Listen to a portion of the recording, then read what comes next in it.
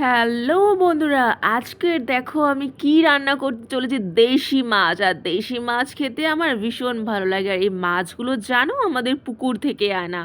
তো যাই হোক, আমি এবার মাছ রান্না করব। আর আজকে না আমার ঘুম থেকে উঠতে অনেকটাই বেলা হয়ে গেছে, তাই ভাবছি এই একটাই রান্না করব, কিন্তু ভালো করে। আমি আবার কিন্তু তেল মশলা কম খাই। আর যারা আমার মতো আছো তেল মশলা কম খাও তাদের জন্য এই ভিডিওটা। তো দেখো, প্রথমে আমি ভালো করে একটু সর্ষে তেল নিলাম, হলুদ নিলাম, গুঁড়ো লঙ্কা নিলাম, আর নুন নিলাম। ভালো করে মাখিয়ে রাখবো এটাকে 10 মিনিট। আর এটা আমি কি দিয়ে রান্না করব বলো তো? চলো দেখে নিই। পালং শাক। আহা, পালং শাকের সিজন এখন। আর আমলকিটা দেখে কি ভাবছো? না না, যেটা ভাবছো সেটা একদমই নয়।